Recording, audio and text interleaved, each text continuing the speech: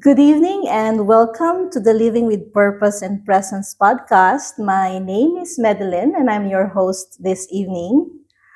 I'm delighted to welcome someone who's been practicing Raj Yoga for the last 4 to 5 years, but has been exposed to the different facets of Raj Yoga through her immediate family. And it is an interesting aspect that we'd like to explore this evening.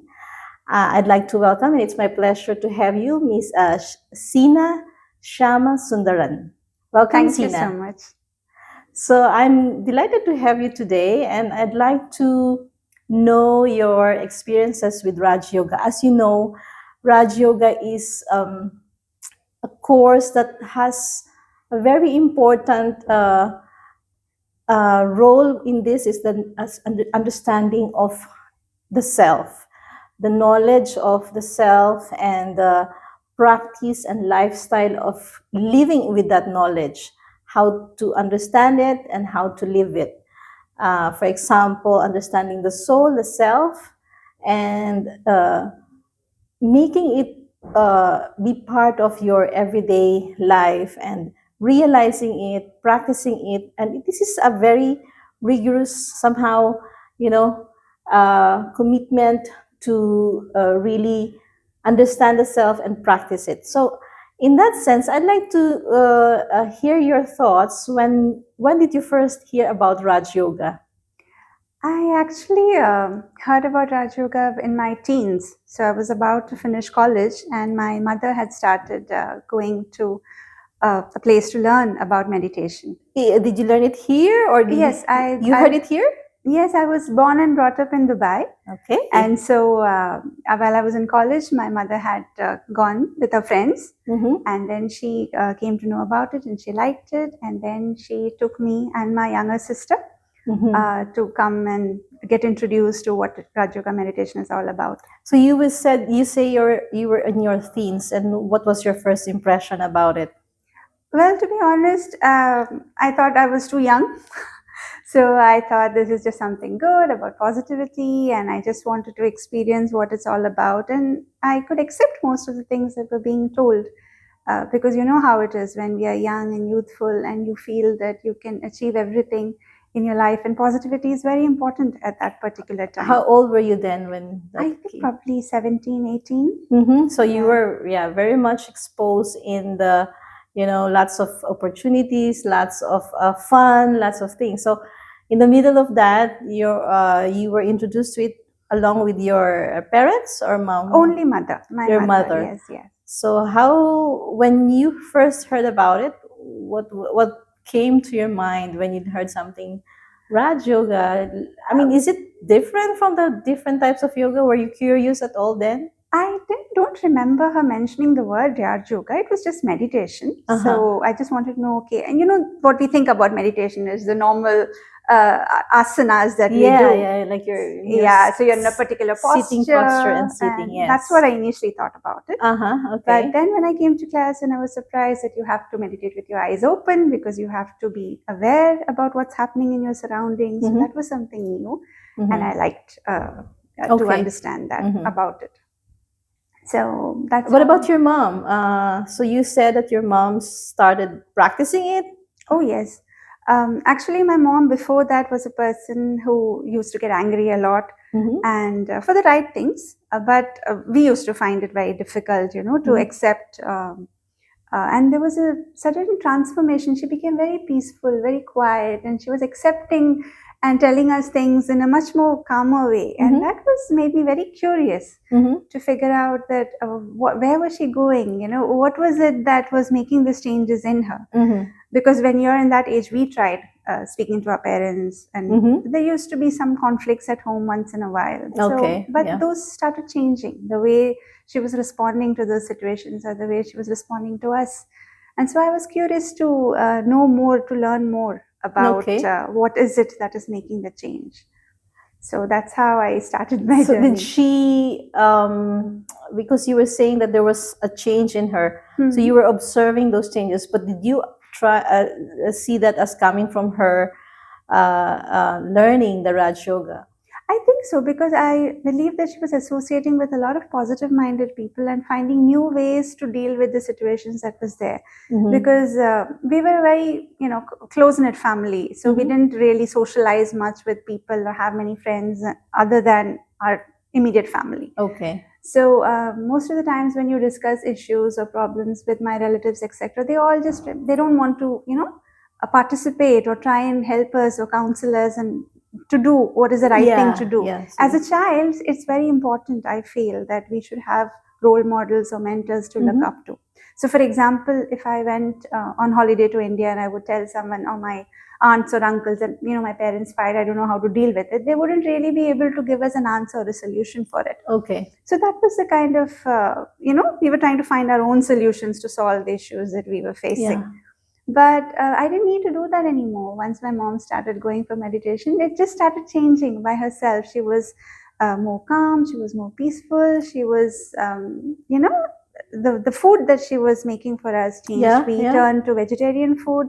And I believe... Oh, so you mean your mother shifted to a different diet? Lifestyle. Lifestyle, yes. Okay. So we started having more of veg food, and having more of vegetarian food made us feel more lighter and peaceful and calm. Okay. So we got up every morning with prayers, or thinking about positivity and about giving, not just about receiving. So you mean when she was practicing, was she trying to influence everyone in the family do the same thing, or how was that? No, she never forced us. She just said that I feel this is good, and I feel you should also do it, because obviously when you like something, we do share it with the others, and we want them also to benefit from it. Right.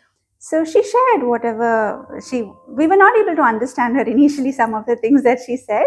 But we just took it in a positive spirit. Like, you're happy going there, you're feeling, we see the changes. So we just wanted to contribute and be along with that.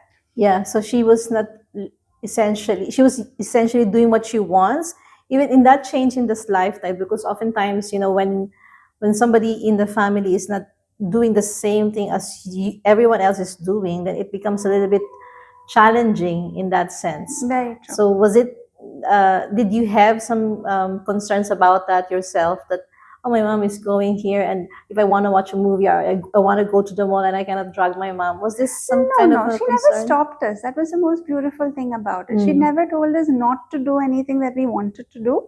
It was just that she always told us the benefits or the good things. Like, you show the right way. Instead of doing this, if you did this, it would be better for you. Okay. So it's like, for example, she would say, focus on your studies, improve your grades. You're not really competing with your fellow students. You're just trying to be a better version of yourself from how you were last week. Just make sure that this week you are better. You improve yourself in some way. So it was about motivating us from within to become a better version of ourselves in any way, whether it was with our behavior, between me and my younger sibling, or it was with our friends. So it was always, the focus was on being independent. And so she was raising you all as normal, and she was doing her thing, her meditation thing, her Raj Yoga. And you mentioned you were 17. So what happened after that? I believe you were just a few years back when you returned to Raj Yoga and doing it yourself. Yeah, that's true. So I at that time, I didn't really want to follow it full-heartedly. I don't know why. Maybe I didn't really understand many aspects of it as I do today.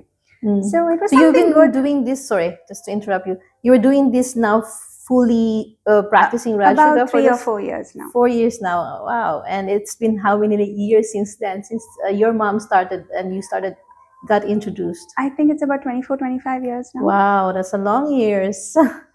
So yeah, what's the difference then from when you were just looking at your mom as an example, or somebody who's been practicing, and you now practicing it yourself? I see a lot of the changes because as I went, like I said, when I was 18, I moved on with life. I got married. I started working, facing all the corporate challenges, etc. And somewhere along the line, as we were climbing the corporate ladder, you get stuck with a lot of kind of problems, with the difficulties, the competitive world that is there, not being able to know how to deal with situations, etc.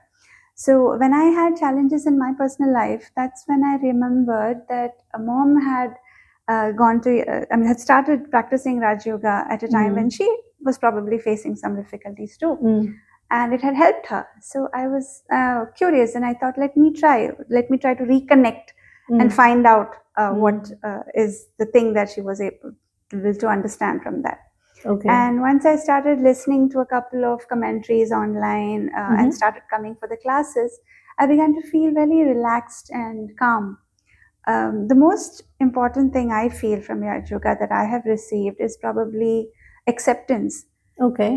Accepting myself as I am, probably because I used to be very critical about myself. So who are you now?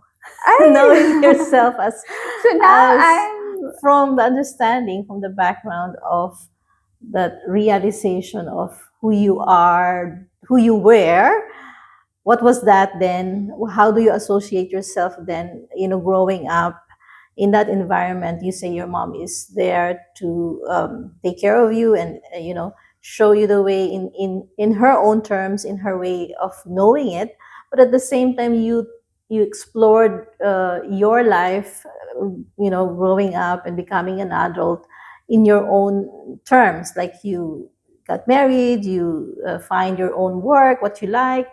So that identification of yourself then and now, what's the shift? I think the biggest shift has been that earlier I used to feel that the people around me and the surroundings around me is what determines whether I'm happy or not. But now I realize that I'm responsible for my own happiness and I can create it. From the way I think, from the way I behave. So I don't have to depend on my spouse or my parents or my colleagues or my office environment to give me that happiness. What made that shift? What made that realization? At what point in time, in the moment that this clicked on you, like, I don't need to depend my happiness on someone else?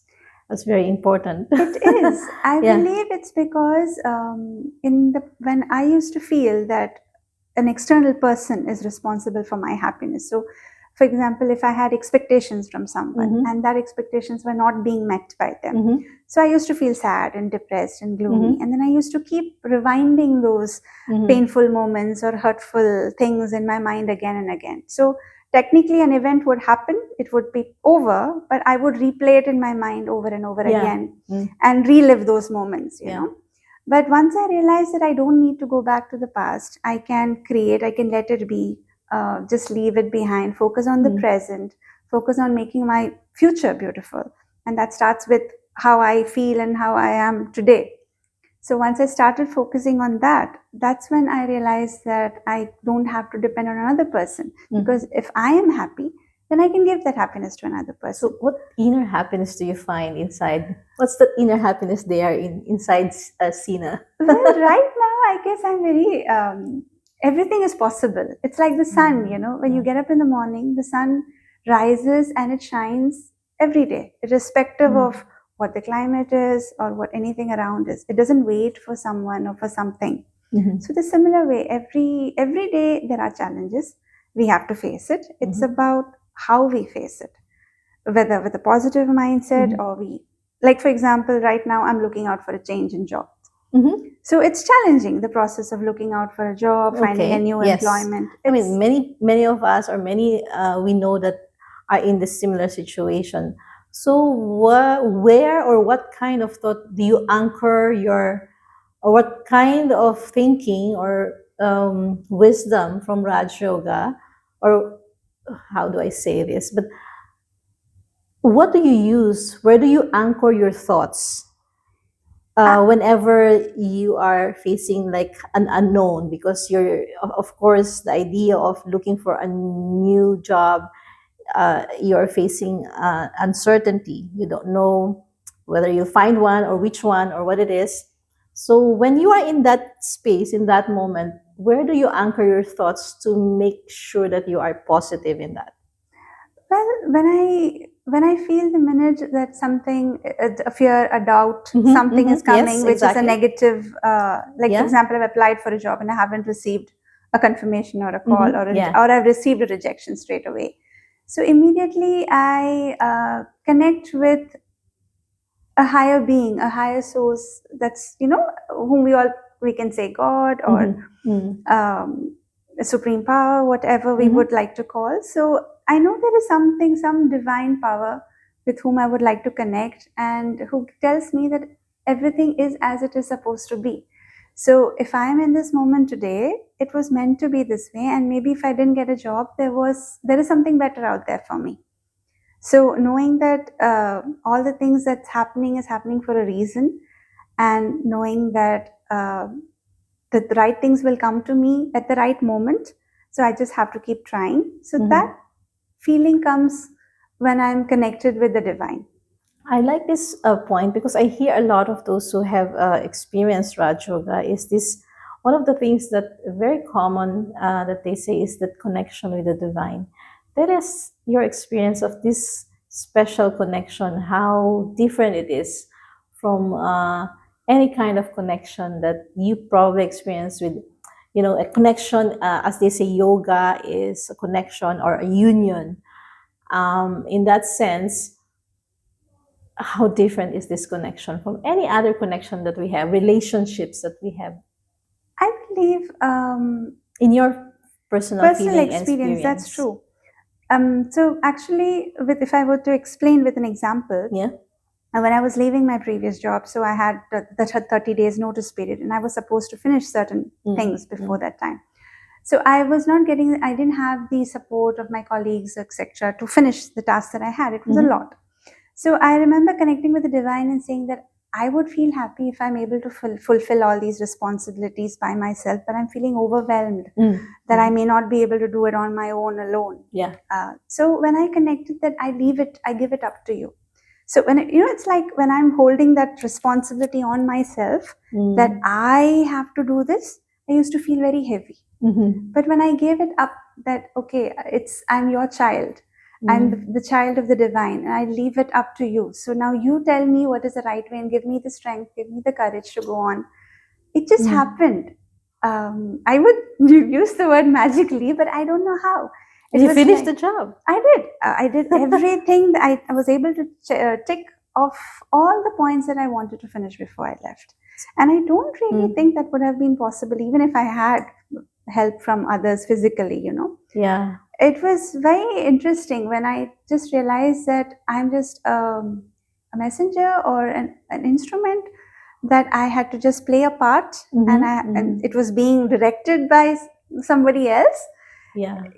How would you describe that as different to people who are praying? Like, for example, you are unloading something. You said you unburden yourself to the divine, to a higher power, and that comes immediately a sense of some energy that makes you finish. That's true. I think the main difference was when I used to pray, because I used to pray in the traditional way before. So it was always asking God for strength, asking for power. So we're always asking, which means I feel that I don't have it. I'm in a state where I'm lacking something, and I need somebody or power or someone to fill me up with it. So when I realized that we are like, we aspire to be like the divine, that as in anything good, anything powerful, anything positive, and if we are children of a being like that, so we have all those qualities within us. We just have to emerge it out from ourselves. So it was not about asking to receive, it was about giving. So when I realized that, and I was able to give and even surrender, so surrender my problems, surrender my worries, surrender the tension that I had, that made me feel light. And when I felt light, I was able to do the responsibilities that I had to do.